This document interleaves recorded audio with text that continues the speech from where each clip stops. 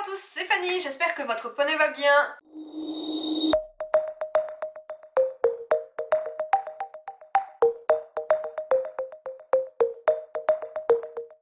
On se retrouve aujourd'hui pour une vidéo dans laquelle nous allons parler mode équestre, mais nous allons oublier tout ce qui est tapis de selle, protection et couverture pour ton poney, puisqu'aujourd'hui nous allons parler de ta garde-robe. Dans cette vidéo, je vais vous donner quelques petits conseils pour constituer une garde-robe de plusieurs tenues d'équitation dans lesquelles on va essayer de ne pas trop ressembler à un sac.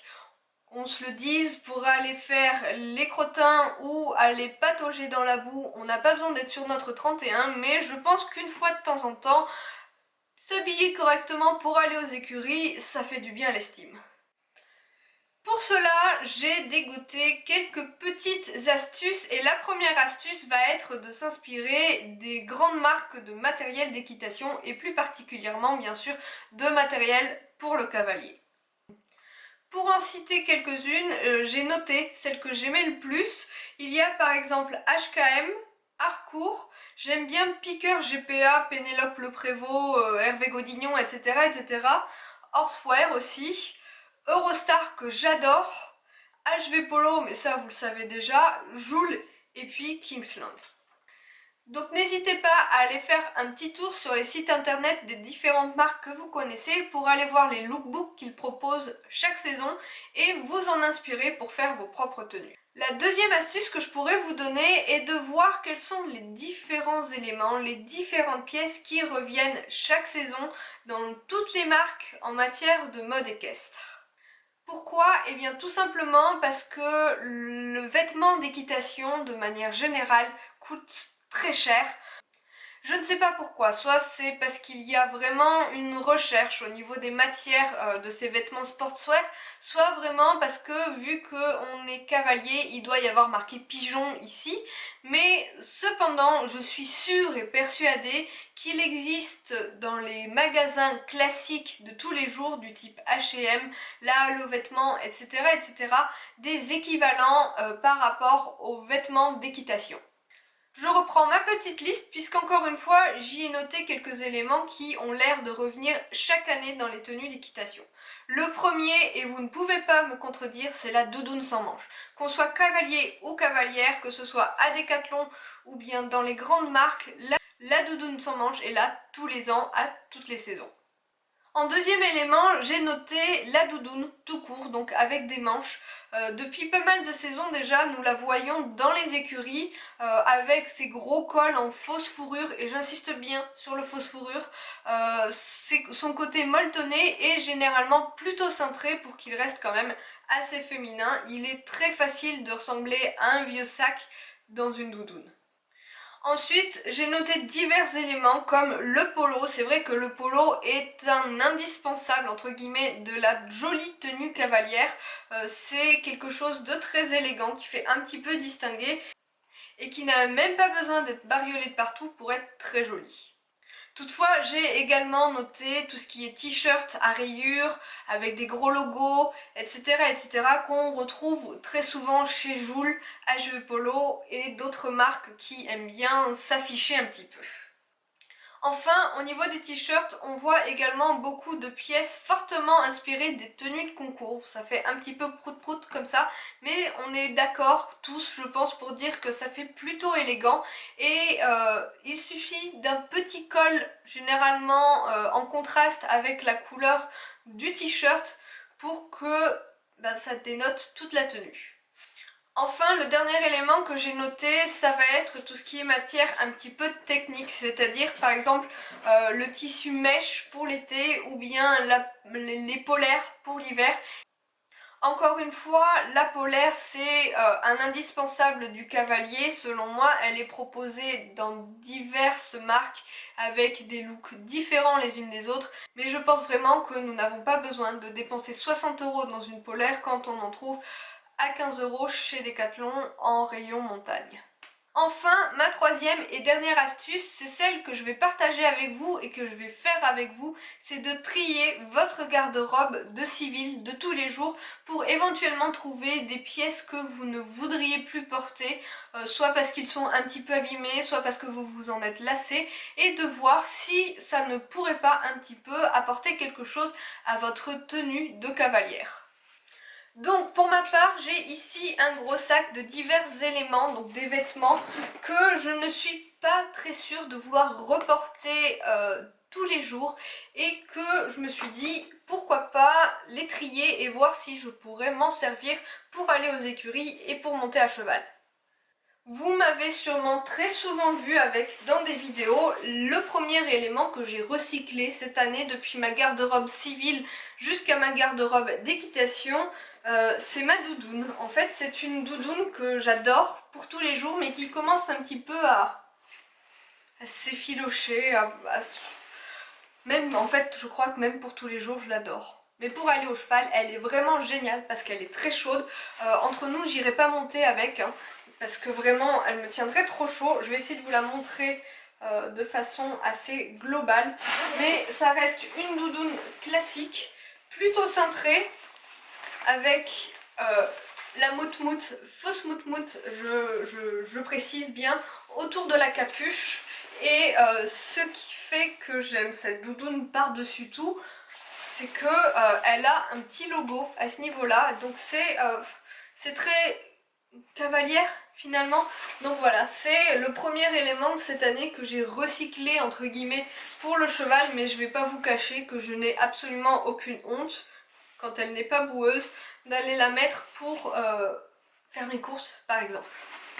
Je vais rester dans la doudoune et j'ai donc cette petite doudoune sans manches que j'ai recyclée pour l'équitation également parce qu'elle a à ce niveau-là une petite griffure que j'ai, enfin une grosse griffure, déchirure de chien que j'ai raccommodée, et du coup je me suis dit que ce serait pas mal de m'en servir pour l'équitation puisque je n'en ai pas de marron. J'en ai une beige mais pas de marron, alors que le marron reste une de mes couleurs préférées pour l'équitation. Le défaut des doudounes sans manches de manière générale hors équitation, c'est que généralement elles ont un élastique au niveau de la taille. Moi ça me pose problème dans le sens où dès que je lève les bras, eh bien j'ai les poignées d'amour à l'air. Et ce qui fait la différence par rapport à ça, par rapport à une doudoune d'équitation, c'est que généralement soit la doudoune d'équitation n'a pas d'élastique en bas, soit c'est une fermeture éclair, donc une fermeture à glissière à double zip. Vous voyez ce que je veux dire? Comme en équitation, on a le zip du haut classique et il y a généralement également le zip du bas, ce qui évite justement le dévoilement du gras. C'est le petit défaut de cette doudoune. Toutefois, j'aime bien son effet matelassé, un peu, je sais pas si vous verrez, elle est un peu satinée, elle est très sympathique à porter. Il faudra vraiment que je vois pour la réutiliser à cheval une fois que je remonterai. Mais voilà, donc j'ai ma doudoune sans manches que je n'ai pas eu besoin d'acheter en équitation puisque c'est une doudoune de chez Mime. Nous allons passer maintenant aux pantalons. J'ai fait également du tri dans ma garde-robe de tous les jours, mais aussi dans ma garde-robe de poney pour vous demander un petit peu votre avis. Du coup, dans ma garde-robe de poney, j'hésite à jeter deux pantalons. Le premier, c'est celui-ci, c'est un vieux pantalon avec un marron, je sais pas si vous le verrez, mais tout délavé. Les basanes au niveau des cuisses à l'intérieur du genou sont complètement troué, ça commence à m'agacer. Donc ce pantalon, je pense qu'il va juste dégager. Non, je voulais vraiment vous demander votre avis à propos de ce pantalon que vous aviez déjà vu dans ma sélection colorée verte de décembre dernier. Donc c'est un pantalon de chez Decathlon qui, comme je vous l'ai déjà dit, a, je pense, bien 20 ans. Et c'est un truc d'une... Il est collector tellement il est vintage en fait, c'est-à-dire que il a, bon bien sûr des scratchs en bas, ça c'est juste détestable, mais il a une matière, je sais pas si vous avez connu cette matière pour les pantalons d'équitation, un peu côtelé. À l'intérieur, rassurez-vous, ce n'est pas côtelé, c'est-à-dire que c'est une matière, je sais pas, elle est plutôt douce et plutôt agréable à porter. Je vais pas vous cacher qu'il est plutôt chaud. Et il est complètement difforme en fait. Il est taille haute, alors pour moi taille haute c'est très bien puisque Comme je vous l'évoquais un peu plus tôt, j'ai des poignées d'amour, mais il est un peu difforme. Cela dit, il est tout bonnement increvable, donc j'hésite à garder ce pantalon. Éventuellement à le personnaliser, pourquoi pas, mais je sais pas. J'hésite à le jeter ou à le garder. C'est une taille qui me va bien, il est plutôt confortable, plutôt agréable à porter. Un peu chaud pour l'été, mais correct pour l'hiver. Et sans vous mentir, il irait très bien avec mon tapis vert. Toutefois, je sais pas. J'arrive pas à me résoudre à le jeter, tellement il est collector, tellement il est confortable. Mais il est vraiment affreux. Dites-moi ce que vous feriez. Ensuite, j'ai trouvé deux survêtements. Le premier survêtement est un survêtement qui habille tout ce qu'il y a de plus simple. Et ça, je pense que c'est un indispensable de la tenue de cavalière, que ce soit pour aller en concours, pour mettre par-dessus le pantalon blanc pour éviter de l'abîmer, ou alors tout simplement, comme je l'évoquais tout à l'heure, pour aller faire les box. J'ai également un deuxième pantalon, alors j'appelle ça survêtement, mais c'est type survêtement. Je voulais vous le montrer parce que alors celui-là, il va directement à la poubelle. C'est-à-dire que j'allais dire les manches, mais non, c'est les jambes, voilà, le bas des jambes est complètement niqué des deux côtés. Donc, comme je vous l'ai dit, hein, on peut ne pas être bien habillé, mais ressembler à un vieux sac poubelle, il n'y a pas moyen. Ensuite, parmi les pantalons de tous les jours, nous avons les fameux leggings. Alors là, Christina Cordula me dirait « Ma chérie, c'est pas possible !»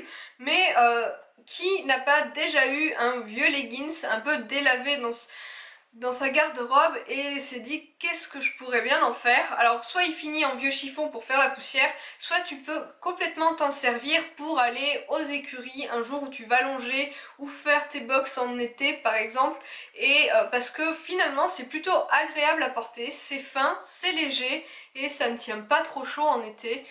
Et moi je pense vraiment que le legging c'est sympa, puis c'est près du corps, ça reste dans l'idée du pantalon d'équitation.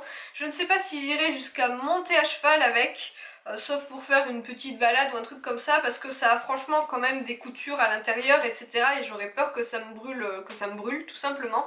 Mais le leggings peut être un bon moyen, enfin peut être recyclé de façon intelligente pour aller aux écuries les jours où on ne monte pas, par exemple pour une longe ou pour faire les box. Enfin, mon dernier conseil serait de ne pas jeter tes vieux collants un petit peu troués. Pourquoi? Eh bien cette fois c'est pour l'hiver, puisque un collant de ce type sous un pantalon d'équitation en hiver, ça tient extrêmement chaud. C'est une histoire d'électricité statique, tout ce qui est de plus simple. Ça tient vraiment chaud et c'est vraiment agréable à porter, puisque ça évite justement de subir le froid par temps, quand genre que il fait -12 quoi. Donc je te recommande vivement de ne pas jeter tout de suite tes collants qui sont un peu filés et de les finir sur quelques fois quand tu vas au cheval par grand froid. Je vais maintenant passer à tout ce qui est t-shirt et hauts. Parmi mes hauts, j'ai trié quelques éléments qui étaient un petit peu vieillots, qui présentaient des petits trous, etc. etc. Et je vais vous les montrer. Le premier, c'est ce débardeur. Alors, on est d'accord que le débardeur en équitation c'est super mignon, mais que si on a des nichons un peu gros, il peut vite y avoir du monde au balcon. Ce que je vous recommande, que vous ayez des seins proéminents ou pas, c'est avec un débardeur vraiment de porter un soutien-gorge de sport. Pour ma part, je ne ressens pas le besoin de porter essentiellement des soutiens-gorge de sport avec des t-shirts classiques, mais avec un débardeur, c'est quand même mieux. Donc ce débardeur est un vieux débardeur de chez Promode que j'aime beaucoup. Il a au moins eu 8 ans, 10 ans, mais je l'aime toujours autant. C'est pour ça que j'ai toujours autant de mal à le jeter. Toutefois, il y a quand même des trous dans le dos. Je sais pas comment ils sortent de là, mais voilà, il y a un trou. Et je me suis dit que ce serait sympa de le recycler pour l'équitation, puisqu'il reste dans un esprit rayure type HV Polo. Dans la même idée, j'ai ce t-shirt de chez Primark que j'ai acheté il y a des années de ça, encore une fois, qui lui est en très bon état. Toutefois, je ne sais pas si tous les jours j'assumerai encore de le porter. Je suis quelqu'un de plutôt original, mais ouais, il me fait un... si je ne porte pas un pantalon taille haute avec, il ne me sied pas tellement. Bref, il reste quand même dans l'esprit rayure type HV Polo. Il est rouge, ça reste dans des couleurs assez pop et sympa pour l'été. Donc il est vraiment temps que je le recycle pour aller au poney. Les 3 t-shirts qui viennent sont tous les 3 dans le même esprit. Ce sont tous des t-shirts qui ont subi un petit trou, mais ils sont tous donc par passé, je suis désolée, dans cet esprit de petits t-shirts avec des manches plutôt courtes et avec à ce niveau là une petite poche, et je trouve ça super mignon. Je vais pas vous cacher qu'ils sont un petit peu décolletés quand même, donc encore une fois, soutien-gorge de sport recommandé. Donc voilà, j'en ai un bordeaux, un vert, qui vont tous les deux avec des ensembles que je possède, et j'en ai enfin un orange. On est d'accord, orange avec un palomino, c'est pas super facile à assumer, mais ça va le faire. Enfin, les 4 t-shirts qui suivent sont des t-shirts, comment dire, un petit peu humoristiques, que bien sûr je n'irai pas porter tous les jours. Ils sont un peu rock'n'roll, enfin je sais pas comment vous les décrire. Nous avons celui-ci, Monsieur Happy, donc voilà, hein, dans un thème assez fun. Nous avons Bugs Bunny, mon préféré Superman, j'ai même le tapis bleu roi assorti. Et enfin, nous avons Batman. Voilà, alors ça c'est la casse internationale avec un joli petit tapis noir, ça rend bien.